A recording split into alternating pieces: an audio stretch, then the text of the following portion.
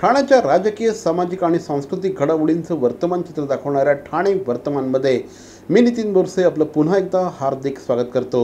सादर करीत आहोत आजच्या ठळक बातम्या।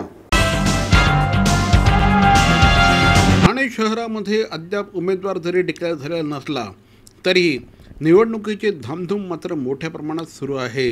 काल शिवसेनेच्या वतीने महिला मेळाव्याचं आयोजन करण्यात आलं होतं। यावेळेस माजी महापौर मीनाक्षी शिंदे यांच्या पुढाकाराने आयोजित करण्यात आलेल्या या महिला मेळाव्याला मुख्यमंत्री श्री एकनाथ शिंदे हे देखील उपस्थित होते। आमदार श्री प्रताप सरनाईक, आमदार श्री रवींद्र फाटक, माजी महापौर नरेश मस्के यांच्यासह अनेक मान्यवर यावेळेस उपस्थित होते। मी काही एरियल फोटो काढणारा किंवा फेसबुक लाईव्ह करणारा मुख्यमंत्री नाही, मी शेताच्या बांधावर जाऊन काम करणारा मुख्यमंत्री आहे, अशा शेलक्या शब्दात यावेळेस श्री एकनाथ शिंदे यांनी उद्धव ठाकरे यांच्यावर टीका केली। गेल्या लोकसभेच्या निवडणुकीमध्ये आमच्यामुळे आणि शिवसैनिकांमुळे तुम्ही निवडून आलात, या निवडणुकीमध्ये आता शिवसैनिक तुम्हाला उभे करणार नाहीत। यावेळेस ठाण्यामध्ये महायुतीचा खासदार होईल, हे सगळे माझे उमेदवार, नगरसेवक, आमदार, खासदार निवडून आणतात, पण अनेक लोक या शिवसैनिकांना विसरून जातात, पण आपण सगळ्यांना उभे करतो आणि उभे राहतो। त्यामुळे या लोकसभेच्या निवडणुकीमध्ये ठाणेकर पुन्हा एकदा शिवसेनेच्याच पाठीशी उभे राहतील, असं यावेळेस मुख्यमंत्री श्री एकनाथ शिंदे यांनी सांगितलं। महिलांना उद्योगासाठी भांडवल आणि कर्ज मिळावे या दृष्टिकोनातून अनेक योजना आपण राबवल्या आहेत। आगामी काळात महिलांना 50 लाख रुपयांपर्यंत कर्ज उपलब्ध करून देण्यासाठी प्रयत्न करू, असं यावेळेस श्री एकनाथ शिंदे यांनी सांगितलं। महावीर जयंती काल ठाणे शहरामध्ये अतिशय उत्साहात संपन्न झाली। श्री ऋषभदेवजी महाराज जैन धर्म टेम्पल अँड ज्ञाती ट्रस्ट ठाणे आणि श्री राजस्थान श्वेतांबर मूर्तिपूजक जैन संघ यांच्या संयुक्त विद्यमाने ठाण्यातील सर्व जैन संघटनांनी एकत्र येऊन काल एका रॅलीचं आयोजन करण्यात आलं होतं। या रॅलीमध्ये ठाणे शहरातील अनेक मान्यवर सहभागी झाले होते। विविध वाद्य या यात्रेमध्ये सहभागी झाले होते। जैन धर्माचे महावीर स्वामी यांच्या सोबत रथामध्ये जैन धर्माची अनेक साधू संत उपस्थित होते।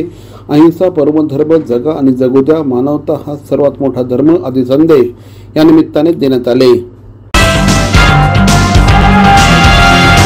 मोरे बंधू आंबेवाले यांचे देवरत्न मँगोज, चव अस्सल हापूसची, खास आंबे प्रेमींसाठी आंबे प्रेमींकडून। रत्नागिरी आणि देवगडच्या शेतकऱ्यांनी घाम गळून पिकवलेला, गवतात पिकवून मनापासून वाढवलेला अस्सल हापूस रास्त, अगदी रास्त भावात आणि हो, होम डिलिव्हरीसाठी सुद्धा उपलब्ध। मोरे बंधू आंबेवाले यांचे देवरत्न मँगोज, सत्यम कलेक्शन समोर, घंटाळी रोड, ठाणे पश्चिम।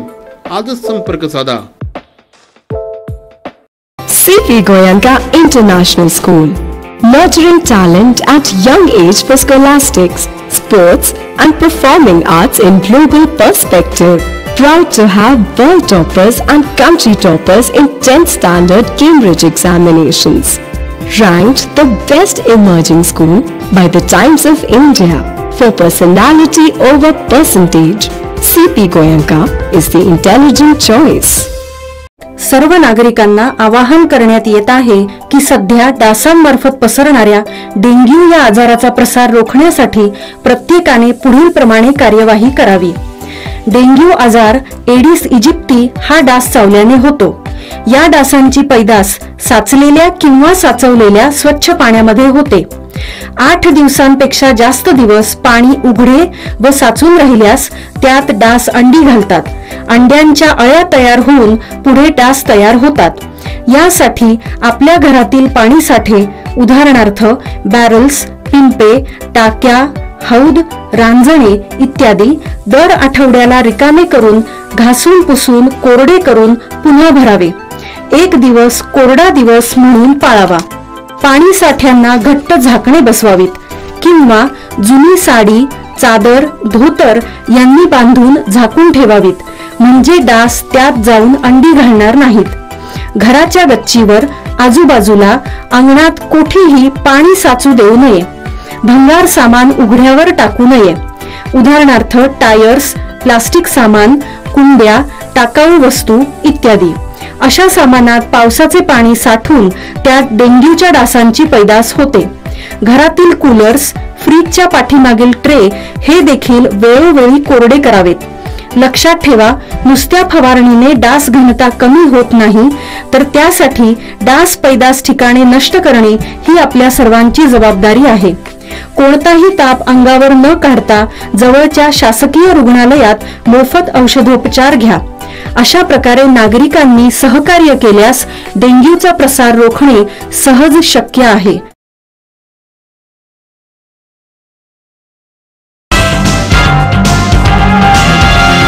ठाणे शहरातील वयवर्ष 5 ते 15 वयोगटातील विद्यार्थ्यांनी शहरातील डॉक्टर काशीनाथ घाणेकर नाट्यगृह येथे महाकवी ग. दी. माडगूळकर आणि ख्यातनाम गायक संगीतकार सुधीर फडके यांनी अजरामर केलेली गीत रामायण ही महाकलाकृती सादर केली. रामनवमीच्या पार्श्वभूमीवर अपूर्वा प्रोडक्शन्स आणि स्वरसाज एंटरटेनमेंट या संस्थांच्या संयुक्त विद्यमाने या कार्यक्रमाचं आयोजन करण्यात आलं होतं. यावेळेस मोठ्या संख्येने संगीतप्रेमी नागरिक सहभागी झाले होते. या कार्यक्रमाला सुप्रसिद्ध संगीतकार जोडी अविनाश विश्वजित हे देखील उपस्थित होते. या निमित्ताने अविनाश विश्वजित या दोघांना मानपत्राने सन्मानित करण्यात आलं असल्याची माहिती यावेळेस अपूर्व प्रोडक्शन्सचे श्री सुमुख वर्तक यांनी दिली. यावेळेस ठाणे महानगरपालिकेचे अतिरिक्त आयुक्त श्री संदीप माळवी तसंच माजी जनसंपर्क अधिकारी श्री महेश रायदेरकर हे देखील उपस्थित होते.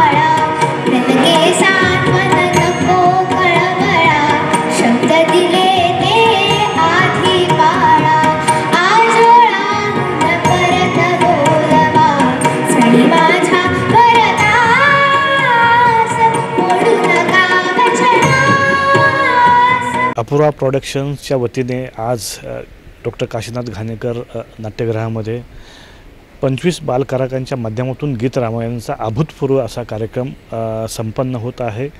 मला वाटतं की आज राम हा प्रत्येकाच्या मनात वसलेला आहे. केवळ आपण तो गीत रामायणातून किंवा कुठल्याही ह्याच्यातून तो व्यक्त करण्याची आवश्यकता नाही.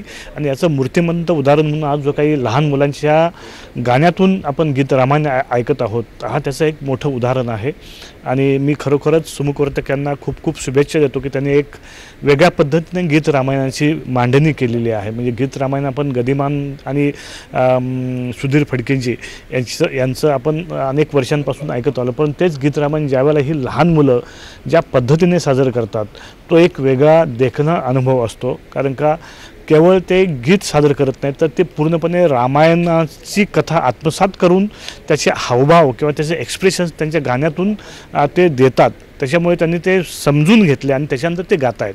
आणि हा सगळ्यात मोठा अनुभव आहे. आणि हा सगळा अनुभव आजच्या ह्या रसिकांना घेण्याचा योग अपूर्वा प्रोडक्शनच्या वतीने मिळाला. त्याबद्दल अपूर्वा प्रोडक्शन आणि सुमुख वर्तक या दोघांचे मनापासून आभार. स्वरसाज यांच्या विद्यमाने काशीनाथ घाणेकर येथे जे बालगीत रामायण कार्यक्रम आहे तो कार्यक्रम अतिशय उत्कृष्ट आहे. त्याच्यामागची संकल्पना खूप चांगली आहे आणि आपला गीत रामायणाचा जो वारसा आहे तो पुढे राहील आणि या पुढच्या पिढीमध्ये तो रुजेल याचा मला विश्वास आहे. पुन्हा एकदा शुभेच्छा आणि आयोजकांचे आभार. मोगरा फुलला दत्ताची पालखी, माझे माहेर, गीत रामायण मेडली तसंच ए मेरी जोहर जबी अशा अनेक कार्यक्रमांच्या संगीत मैफल काल संपन्न झाली. गायक प्रशांत काळुंद्रेकर, गायिका मेघना काळुंद्रेकर, सहगायक मनोज कुलते यांनी आपल्या स्वरांनी ही मैफल रंगतदार केली। यावेळेस त्यांनी कौसल्याचा राम तोच चंद्रमा नभात हृदयी प्रीत जागता असे अनेक गीतं सादर केली। यावेळेस निवेदन प्राजक्त जोशी यांनी केलं। त्यानंतर चित्ररथ पथसंचलनाद्वारे सहभाग घेतलेल्यांचा पुरस्कार देऊन सन्मान करण्यात आला। कोपनेश्वर सांस्कृतिक न्यास या संस्थेच्या वतीने या कार्यक्रमाचं आयोजन करण्यात आलं होतं।